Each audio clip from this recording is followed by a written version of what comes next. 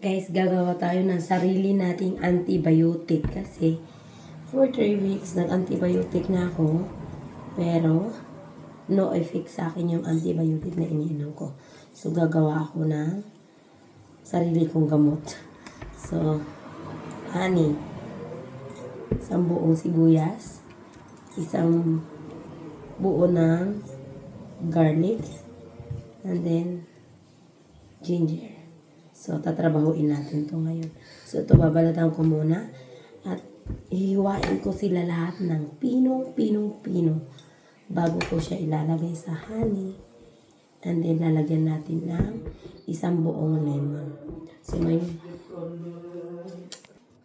yan.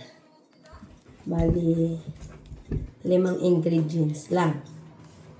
Lemon, loya, isang buong bawang, ang buong sibuyas, and then honey.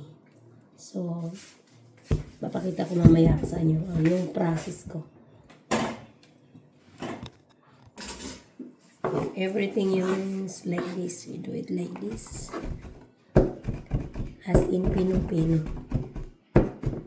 Tapos, after na ganito ko lahat, bawang, loya, sibuyas, ano ko pa sila dito sa almeris para as in lumabas yung katas nila para mahalo sa honey. Then, mas maganda nga kung ma-ferment muna siya ng 1 week bago inumin. Pero kung kinakailangan na talaga, pwede na kayo uminom agad-agad. Kasi ako, gumawa ako nito kagabi dahil nga hindi ko kaya na nasabi ko parang umiiba na naman yung pakiramdam ng ubo ko. So, gumawa na ako kahapon. And then, nag-take ako bago natulog. So, nakapahinga yung lalamunan ko. Whole night saka maghapon ngayon. Hindi na ako masyado umubo.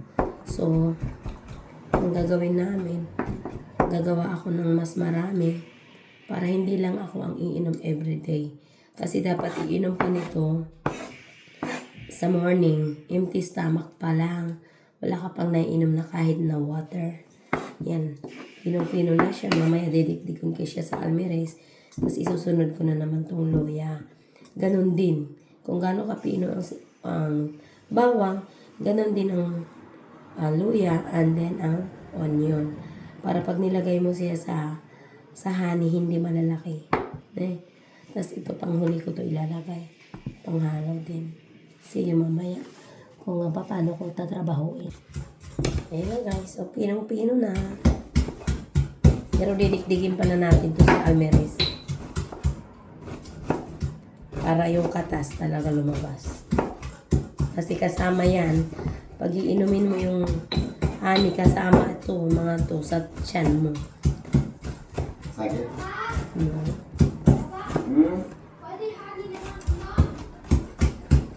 Ikaw? Hindi. Antibiotic daw sabi mama. Lumabas nga kanina.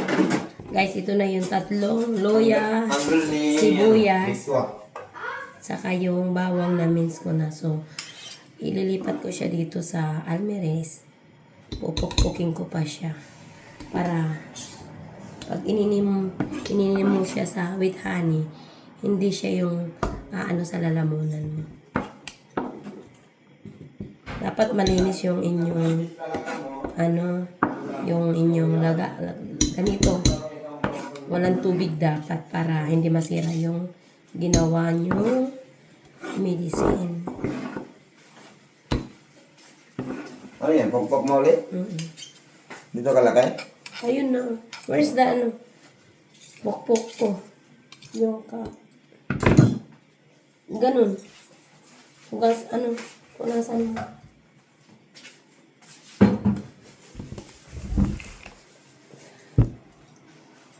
Pagpag mo this side kasi may maroon dito. Tanga. Yan. Pukpuk lang tayo. Pagpag lang. Pala ang camera ko na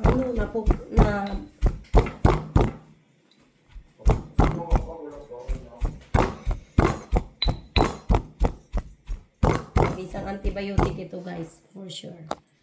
Kasi pinukpok ko na.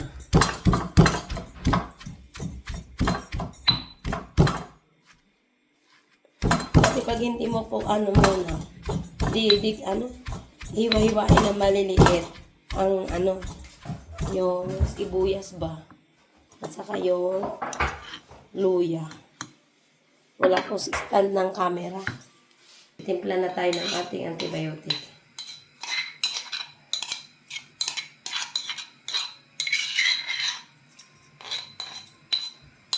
Pero kagabi guys, ito na yung na-mix namin. Ayan o. Siya. Yan, yun ang final product. Ito ang ininom ko na kagabi. So, gagawa ako ng marami para lahat kami makakainom. Na yun, halo na yung honey. Hindi itong France, hindi naman tulad ng honey yung Pilipinas o ibang Asian bansa. Pero, meron din naman magandang honey. Yung bio. Ito ng, good honey yata. Quality. Oh, yan. Yan.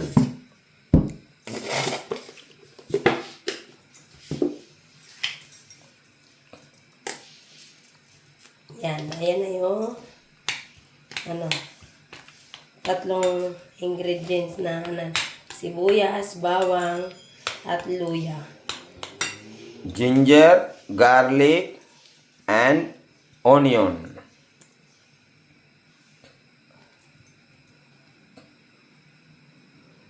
Dapat magtiti kayo sa umaga, empty stomach. How many spoon? 1 spoon in the morning. 1 teaspoon in the morning. Not tablespoon. Tablespoon, not teaspoon, tablespoon. 1 tablespoon in the morning and 1 tablespoon before sleeping. Then your lungs will be clean, and sometime our lungs have a flame. Then it will be removed. It's good for baby also. Yeah, it's good for baby. Baby meaning not 1 year old baby, like 3 years old baby, 3-4 years old baby. You can give them like 1 tablespoon or 1 spoon. Nothing wrong because it's very healthy. It's natural, no? Natural product. There is no any chemical. Onion and garlic and ginger and honey and citron, no? Lemon. Lemon, yeah.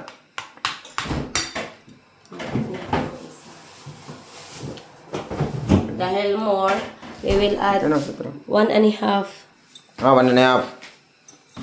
lemon. So, dapat pag gagawa, malinis, no water yung bottle, yung mga paglalagyan. Ayan. So, wala naman siya. Yan.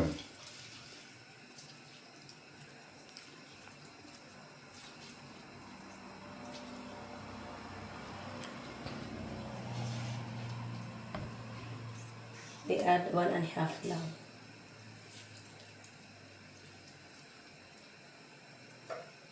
So, malapot. Pag na-convey na siya, hindi na siya totally malapot. Tapos, lagay nyo na lang sa inyong bottle. Kapat glass bottle, not plastic, ha? See to it na malinis yung glass bottle. Yeah nga, glass bottle is mas maganda para matagal kayo using. You can use Much long better time. if you ferment this one for 1 week before you use. Pero if emergency, you need to drink like milk. After 1 week, it's it's very tunaw. Melt cooking, no? Already ferment yung yung It's mixed well everything. pero much better than bakit ako last night. I drink after I make, before I sleep. Yan. 1.5 citron. I think so. Yes, 1.5 is enough. I use 1.5 bottle of honey for this. Yes, it's one full, and we already have a half bottle is last time when we buy. So it's almost, I don't know how many gram. Yeah, it's a 500 gram. Yes, 500 gram, and the other one is 250 grams. So total 750 gram honey, and I think 100 gram onion, then 50 gram ginger, and 50 gram garlic. It's ready. You It's want? ready. Can I taste, ma?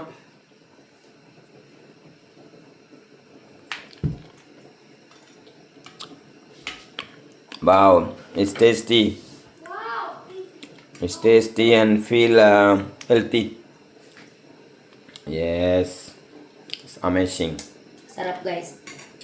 Proven because I used already this one last night. Then I feel better now. So every day we all of my family will drink a 1 spoon in the morning and before bedtime. Yes. Guys, can you try your home? And it will be healthy for all family. Especially in Europe, we have a malamig every time. So may sipon tayo, may ubo tayo, may, di ba? So allergy, mas maganda yan. Inside of using antibiotic o medicine, yun na lang kayo kami. Mas maganda. God bless you guys. God bless you. So I have here. Yeah, we have a bottles. So we can keep inside and we can use for a long time. You can put in the fridge. Yeah, you have to put in the fridge. So must be totally clean yung bottle. Bye. God bless you guys. God bless you. God bless everyone.